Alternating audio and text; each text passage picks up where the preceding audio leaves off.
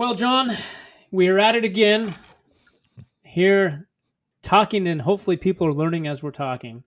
Uh, Today, we've got a wonderful topic you've brought up that I'm actually very surprised we've not even talked about this because I think it's probably one of the better topics when it comes to conversion rate optimization. But often we'll come across brands that believe that a complete site redesign is the only answer to poor site performance and lackluster conversion rates. And I know, because I know you, that that's obviously not true, but it seems to be the default that people come up with, like, man, our site's like 3 years old, it's not converting well, it must be old, we must have to just redo it and redo it. So it's surprising that people's brain don't just be like, well, why don't we look at conversion rate optimization first? So that's because you and I know about it. It's true. I think also, it really goes back to the point of brands just wanting to do, a redesign is sexy. It is. That is. It makes somebody feel Optimization. good that they've like, ooh, I launched that big, pretty site. Exactly. And I get it. Like I would redo the goods website every week if it could be better and cooler and whatever, just to have the team feel good, right? Mhm. But would it make it more effective? Probably not. No, So you we definitely don't do wouldn't that. have any hair left. if you did. Yeah, my 5-year-old already making me not. So I think that the reality here is this: that optimization is not as sexy, but I do agree. This is a great topic, and I'm shocked we hadn't talked about it before. So Yeah. So I mean, simply, like, how do we know if you need a website redesign or a conversion optimization? Because there are scenarios, I'm sure, where you do need a website redesign.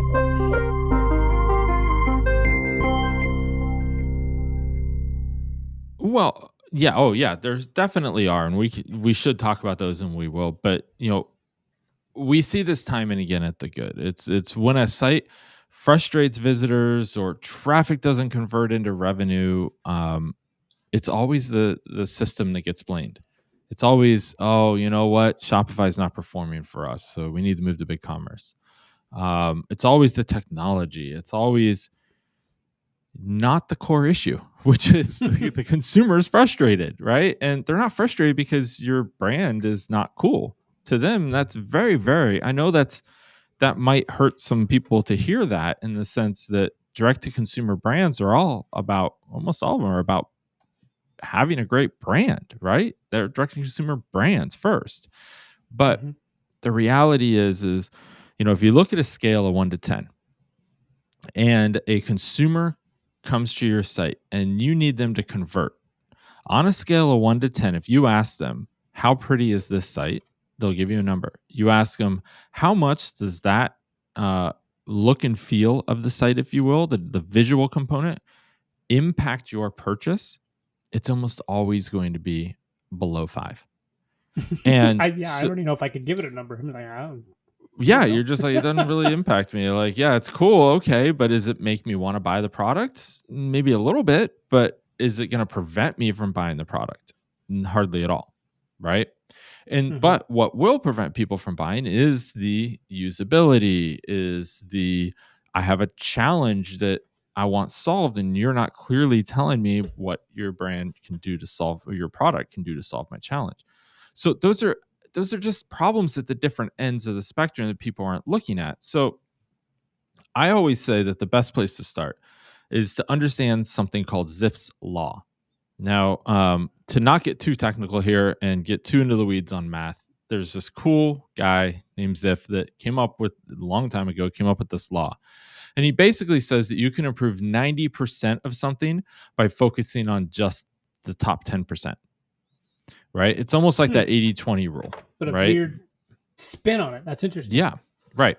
And so it's the statistical concept here that's known as Zipf's law. It says you can improve 90% of your site performance, usability, and all those conversion related issues by improving the user experience of just the top 10% of your site content. 10%. That's not hard. And if you said 10%, like most people are going to be like, well, I don't need a wholesale redesign. I'm looking at 10%. So I think it's a completely different way to think about it. So really want to focus on finding those really hidden conversion blockers that are in that 10% that will show you how to transform and fix that experience and then jumpstart conversions on your site. So yeah, with Interesting. that in mind, it almost always makes sense to do optimization before investing in that large capital investment of a redesign. It's interesting when you're looking at or even conceptualizing that on a site. Like Mm-hmm. on most sites, there are a few pages or a few templated pages that contribute the majority of the revenue. Of course. And but site redesigns impact everything. So you're spending time redesigning a blog for whatever reason, and the blog Mm-hmm. may get traffic, but probably Yep. very little sales or conversion value out of it. So just thinking through that vision, I guess, Mm-hmm. of your site, that does make a lot of sense. Like, why don't you just fix your top product landing pages and make them better rather than Right. doing everything else? Um, Now you've written on this a lot, which is again, I'm so surprised we haven't actually talked about this. Yeah. But one of my favorite quotes you have is, which people should be looking at this all the time. Opinions don't make money; data does. Oh, phew. I was wondering where you're going with that. I got a lot of things I say Yeah, that I don't want to be on me the too. record about, I eat right? my words a lot. But I say things like that a lot when people talk about bounce rates. Like, I don't care what my Yeah. bounce rate is. Take it to the bank. See if they'll give you money because you have a cool bounce Mm-hmm. rate. Yeah. Your analytics could be broken, giving you a good bounce rate for all we know, That's right. unless I'm in the weeds understanding it. But looking at all of that data says, hey, let's figure out what we could or should be doing. Don't just Mm-hmm. decide one way or another. Let the data tell you. Um, Yeah. okay, so Great point. let's jump into the weeds a little bit, not on the ZIFs math, but like, Mm-hmm. when does it make sense to do a redesign? So we can Mm. improve that, but at some point you're probably going to hit some level that says Yeah. it's time to, if you're on Volusion, by the way, just change. I'll Yeah. say that right now. Well, I think you hit one of the first things on the head, but yeah, now that we've kind of established that I'm firmly in the camp that you should first improve that 10% of your site, there are times when it does make sense to just do a redesign. So, a first, I think, would be when a brand overhaul necessitates a redesign or a reskin of the site. And so maybe you're rebranding and you need to update the colors, logo, look and feel, fonts, etc. Right? So give it a new coat of paint, if you will. Hmm. That's a good time to redesign the site. And at that point, evaluate the user experience as well. But you're not so much doing optimization as you are just wholesale changes, right? Because it's not that iterative approach, which I think we should talk a little more about as well. But you know, the second is when your target market changes. So maybe you have a product and you've decided to, you have a product and it was for, folks 20 years ago in their 30s, and now they're all in their 50s, and it's a different target market that you need to advertise to and speak to, right? Mm-hmm. So as your product, perhaps we've worked with several brands where their product ages with the consumer, or maybe it's just a new CMO came in and said, you know what, we're going to target this other segment that we're not really speaking to right now. I've seen that happen before too. So when your target market has some adjustments in the strategy, that's when you would want to do a redesign, perhaps. Mm-hmm. Okay. And I think you hit on it too. The technology stack is holding the brand back, right? So you said Volusion. I think there were a couple. I think I called out Miva Merchant Yeah. before, right? So if a site rebuild needs to be done because technology is changing, or there's some change to the site technology that is being facilitated by the fact that maybe you don't have access to the latest integrations, you can't use things like you can't really connect your ecom platform to your mail platform, right? So Klaviyo doesn't work with the platform you're on, Mm-hmm. or maybe you're on WooCommerce and it was great for the first year of business, but now you really need to blossom into something that can grow with you, and you're moving into BigCommerce or Shopify or something, right? So I think technology is definitely one that, 10 years it can age on you, right? 10 Mm-hmm. years ago people were still on Yahoo stores for goodness sake. I think we still have like Um 30 of our clients on Yahoo that we're doing yeah, marketing with. They're still there. I'm sorry. I'm sorry I all don't around for understand it. you, for your Uh, for your reps trying to squeeze money out of it, for the brands. yeah. Yeah. That's like the when you're surprised that your elderly neighbor still has a company and he only has the company because it keeps spinning off cash even though he doesn't touch it at all, Mm-hmm. right? That's what that feels like to me. It's Yeah, like, it totally is. Like they're like, well, it's not broken. I'm still making money, and I don't need mhm, anything because I'm sitting on yeah, the beach. I'm like, all right, right. good on you. Yeah, I mean, and um, then when it falls apart, then we're done. Oh yeah, well. exactly. Like Enjoy. So, yeah, I mean, none of those points talk about diminishing conversion rates, right. and so I think if anybody listening this is thinking about site redesign for conversion rates, just stop. That's not going to be the reason to redesign your site. I agree. There's got I to think be that's a other very poor reasons. reason. Yeah, Okay. it's a very poor reason to redesign your site, but it is where most people think about this, right? I mean, the topic is should I redesign or optimize? If that's your question, you should always Yeah, optimize. you're asking a bad question at that point. Exactly. Uh, okay, so if you're looking at things beyond just conversion rate, but things that conversion rate optimization can help, I guess. So Mhm. why exactly should you focus on conversion rate, or if those things don't fit, what tells Mhm. somebody conversion rate for sure? Right.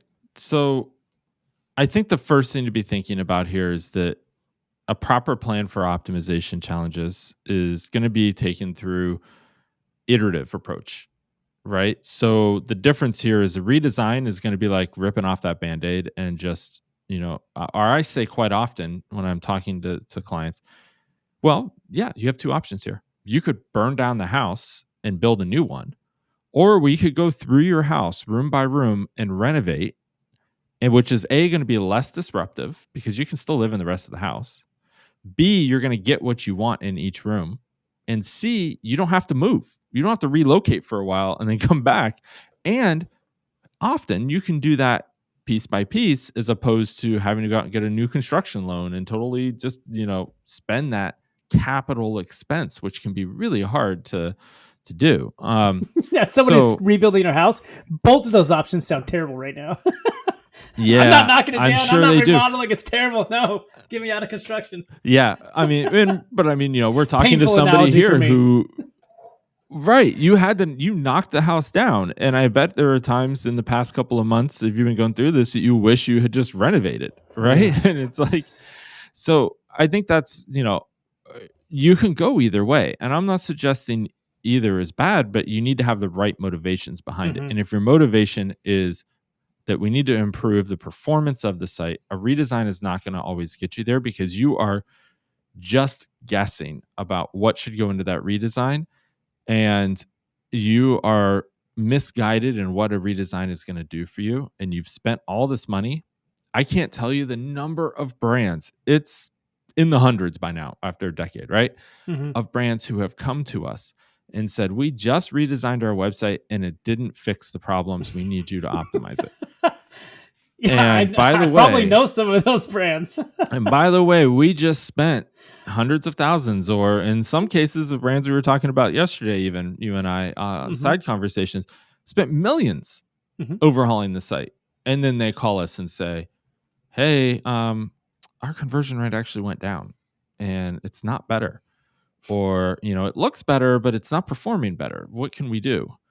And then we just end up right back where we should have been. Mm-hmm. Yeah, it's always surprising me how I don't know this to be true, but it feels Mhm. like it's really easy to get large capital budgets for a redesign. Like Yeah. $100,000 bills are falling out of CFOs' pockets for redesigns all over the place. But saying, "Hey, 10,000 a month for 6 months for CRO to get the program going." Oh my gosh, no way. That's why would we do that? And you're like, well, Yeah. interesting how you're looking at Here, money.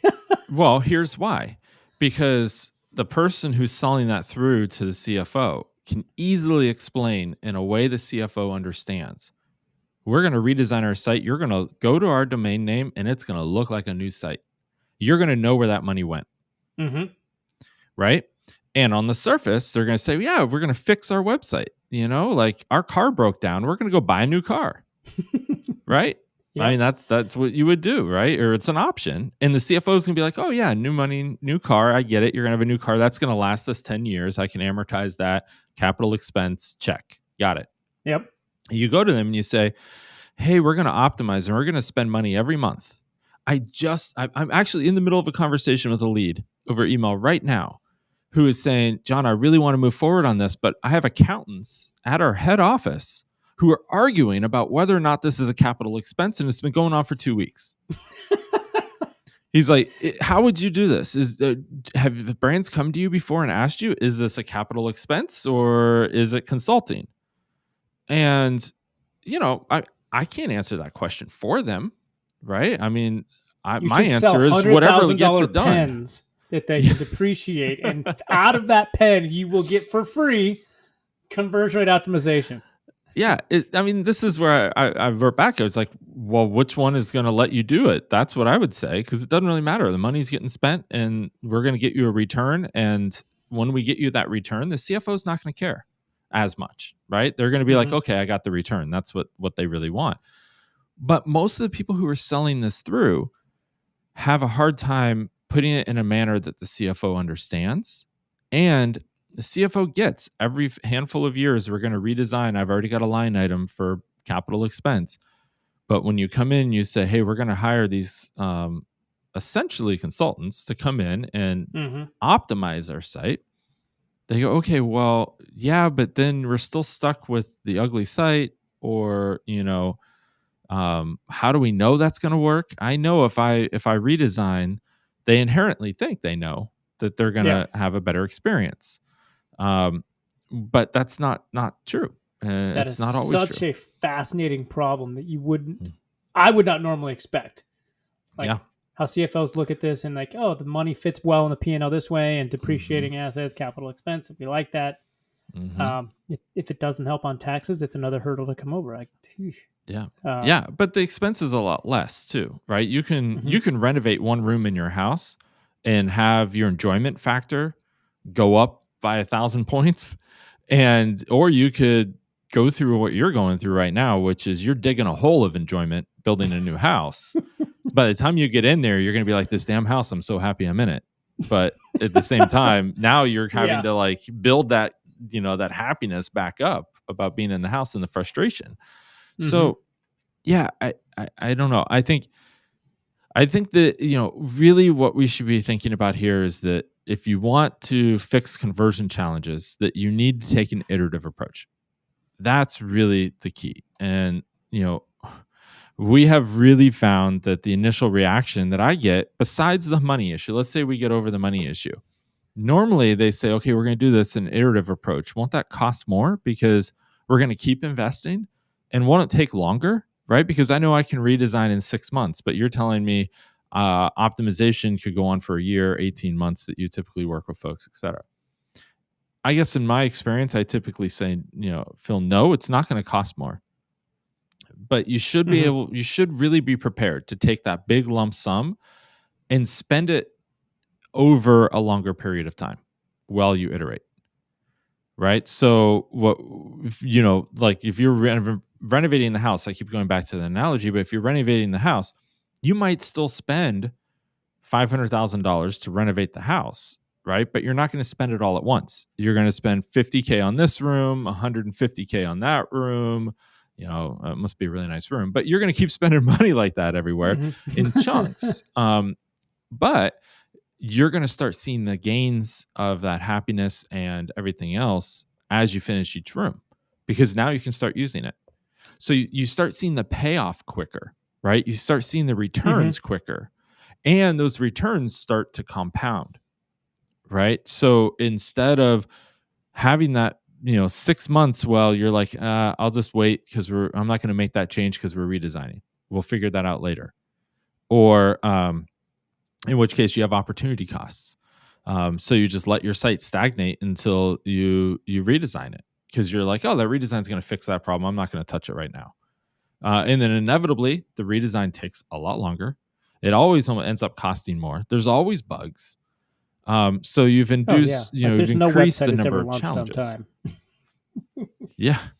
It And doesn't there's no usually. house that's So I ever mean, if you built on simplify time. it, like yeah, yeah, I'm proof of that. Like, if you take easy math, we got 10,000 or $100,000 to spend, and you could say, all right, we're going to do 100,000 on CRO or 100,000 website build. It's a cheap website.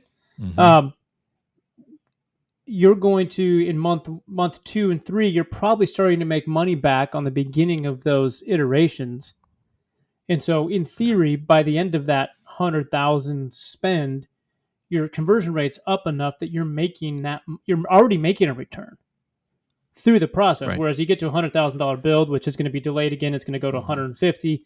Um, it may not even pay off. What if you tank your conversion Right. rate? Which happens, You as don't you've know. seen many times. There's no guarantee that Hmm. 100,000 or 150 is going to improve the site enough to justify the cost. Because there's also going to be the headache of your SEO drop when you launch. Hmm. And if you do it wrong, which we've seen so many companies do it wrong and come to us after, you're not getting that traffic back. You've got to go re-earn Right. that. And so you just chopped off Yeah. 40% of your organic traffic because you launched this pretty new site uh, to help things, but you lost all your traffic. Whereas conversion rate optimization is not going to lose your traffic. It's going to improve your conversion Yeah. rates on all of your traffic. Yeah, it's that's a great point. And something I hadn't really thought about, but is very, very true. I think, the reality is that you're taking a bunch of risks by wholesale redesigning. Mm-hmm. You're making decisions that, even if you do your research and do some user testing and inform your wireframes based on that, which we have helped brands do, that's better, right? It's definitely a step in the right direction. But most brands don't do that. They just take what they have, they give it to a designer or an agency who comes in and redesigns. And it's kind of like Wizard of Oz, to go behind the curtain. You don't know what happens. You come back and you say, here's a couple options. What do you like? And it's unfortunate. Now, I'm not saying every agency is like that. Mm-hmm. They're not. There are some who do this extremely well. But you're going to pay millions to work with them, right? You're not paying $100,000 even, right? That's not going to get you the same type of experience. So yeah, I hear this all the time. It is a big challenge that I see happening out there. I see it on Twitter once a week. Somebody posts about this. Hey, we relaunched our site. It didn't work well. Or the latest trend is, hey, we relaunched our website. Can my community, everybody just respond with what they think about it? Can you tear it down? Tell me what's wrong with this site. And I cringe every time because I'm like, they're not, these people aren't you're checking to your peers, not your audience, not your customers. This is the worst user testing you could do, because you're going to get feedback about, oh, that's not pretty, or this is spelled wrong, or things of that sort. But not one of these people is going through the checkout process and making sure it works, right? Not Mm-hmm. one of these people is actually going to buy your goods and use it and then come back and say, well, your description on your product is off because it doesn't say A, B, and C that I need to know, because they're not your target market. Mm-hmm. So that goes back to the great book, The Mom Test. All right. Don't Yes. ask your peers, don't ask your mom for feedback, because she's only going to tell you good things. And when she tells you something negative, it probably isn't helpful. Mm-hmm. So even if you're considering a redesign or that becomes something you think you need, I might even suggest you do some CRO before that to see what you can uncover that maybe you Hmm. don't need a redesign because it's less expensive and easier to bite off smaller pieces, but also that can carry Yep. forward into a new design. Like you can see, oh yeah, there's some issues here that Right. if you didn't catch this, you may have redesigned the same issues in the next iteration. Like I know a lot of brands are moving to Shopify 2 right now, 2.0. Yeah. I talked to one of Hmm. the plus managers today. And there's some things that it's an easy button depending on your theme, and some have to do a little more heavy lifting to move their theme over. That, all right, if it's going to be an expensive move and it's going to shake things up, maybe take some baby steps, figure out some ways to improve conversion rates, and then all of a sudden that redesign may pay for itself much Hmm. quicker. Yeah. Yeah. That's really what it is it's baby steps versus, Jumping off a cliff and regretting there it you go. because you decided to tear it down and rebuild it. Ryan, I'm sorry I created you pain today. I swear that was not my goal, but No, I'm living it. It's okay. poor choice of analogies today. But I think it ended up being a great experience for everyone listening because they really know the analogy makes sense. So yes, it does. And so thank you, Jon, for educating me on this. And man, I think it's something a lot of people need to think through because too many companies that we know of, their default is just, we'll just get a site redesign. Right. And so now there's an option for maybe doing something better where you will probably get a better return. Agreed. So I think there's don't redesign. Talk to Jon first. Hey, There's our thank you. punchline. Appreciate that. Well, thanks for the chat today, Ryan. Thank you, Jon.